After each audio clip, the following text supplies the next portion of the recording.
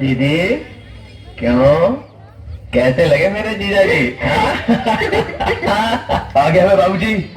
अमर जी बेटा आ गया हाँ जी, और आपके आशीर्वाद से बात पक्की भी हुई। अमर बेटा जी आज तूने मेरी सारी इच्छाएं पूरी कर दी।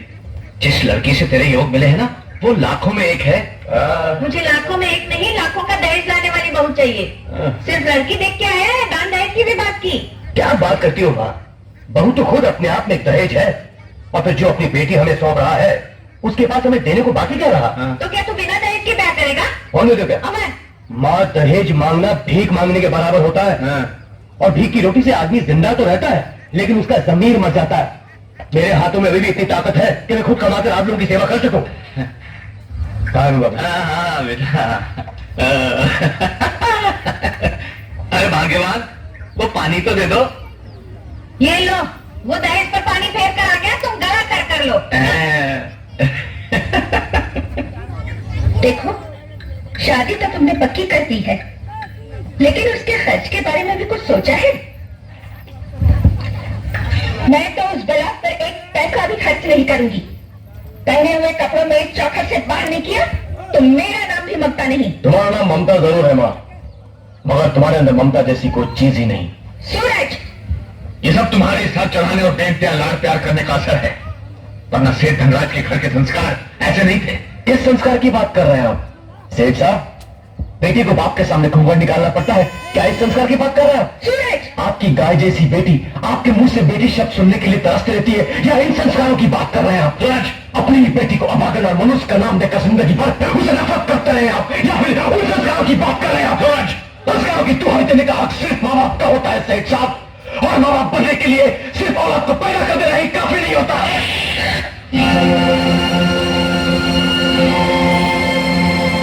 जाते कहा है सेठ साहब, रुकिए।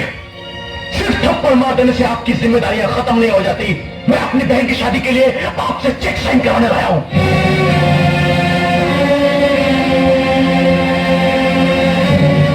मैंने भीख और खैरात देना बंद कर दिया है। मैं भीख नहीं, अपना हक मांग रहा हूं सेठ साहब, और जिसके ना मिलने की सूरत में मैं आपको कोर्ट में खड़ा कर दूंगा।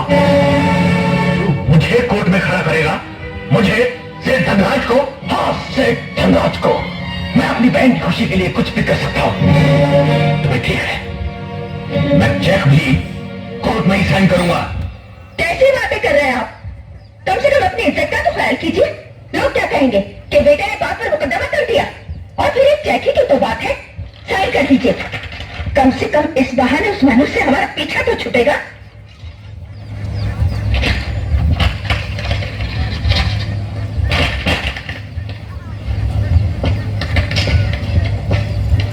ये ले, मगर इतना याद रखना, आज के बाद तुझे मेरी दौलत में से फूटी कौड़ी भी नहीं मिलेगी। झुकता हूं मैं आपकी दौलत पर, झुकता हूं मैं। हाथ से धनराज, झुकता हूं मैं आपकी इस दौलत पर। ठोकर मारता हूं मैं, ठोकर लात मारता हूं मैं। अगर आज मेरी बहन की शादी न होती तो मैं आपके सामने कभी नहीं आता। हाथ से धनराज, नफरत है मुझे आपकी इस दौलत से, नफरत है।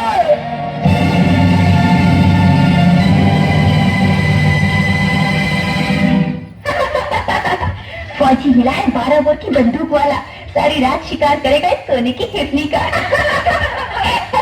लेकिन किरण, तुझे कैसे पता? तुम्हारी तो शादी हुई नहीं। मुझे एक फौजी की बीवी ने बताया था। तेरी बात है।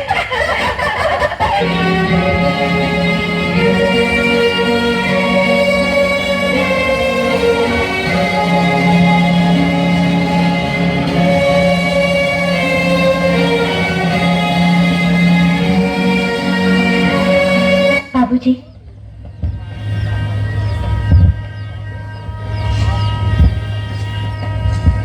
बाबूजी, माफी चाहती हूँ जो बिना आपकी मर्जी आपके सामने आई हूँ, मगर विदाई के क्षण ने आपकी अभागन बेटी के पैरों में इतनी ताकत भर दी कि मैं अपने आप को आपके पास आने से रोक न सकी। मेरे पैदा होते ही आपने मेरा मुंह न देखने का जो प्रण लिया था, वो प्रण न टूटे, इसलिए मैं कभी आपके सामने नहीं आई। आज मैं आपका घर आंगन छोड़कर जा रही हूँ, आपका आशीर्वाद लेने आई हूँ। मगर देखिए देखिए, आज भी मेरे मुंह पर घूंघट है। लेकिन ये कर्मों का कैसा लेख है बाबूजी कि एक बेटी अपने बाप के सामने घूंघट की ओट में खड़ी है। मुझे आपसे कुछ नहीं चाहिए बाबूजी, बस सिर्फ एक बार मुझे बेटी कहकर मेरे सर पर हाथ रखकर मुझे आशीर्वाद दे दीजिए। सिर्फ एक बार बाबूजी, सिर्फ एक बार। फिर अगर आपके जीते जी मैं मर भी जाऊं तो मेरी लाश पर मैके की चुनरी आपकी इच्छा हो तो उड़ाना।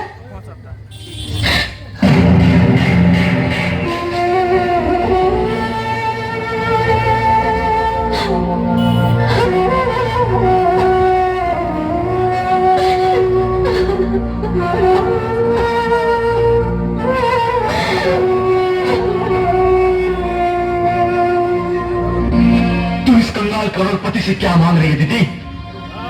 अरे इनकी बेलों में तेरे लिबास के लिए चुनरी नहीं, बेटी का बाप के सामने मुंह छुपाने के लिए पर्दे बनते हैं। चलो चलो उठो दीदी, रो मत। अरे सेठ, बेटी की विदाई के वक्त तो पत्थर भी दिल बन जाते हैं, मगर आपका तो दिल ही पत्थर बन चुका है। लोग तो औरों की बेटी का कन्यादान करके पुण्य कमाते हैं, पर आपके भाग्य में तो अपनी खुद की बेटी का कन्यादान नसीब नहीं। चलो दीदी, आज तक मैंने तुम्हारे भाई होने का फर्ज निभाया है, पर अब बाप होने का फर्ज भी मैं निभाऊंगा। हाँ दीदी, मैं ही तुम्हें विदा करूंगा। चलो।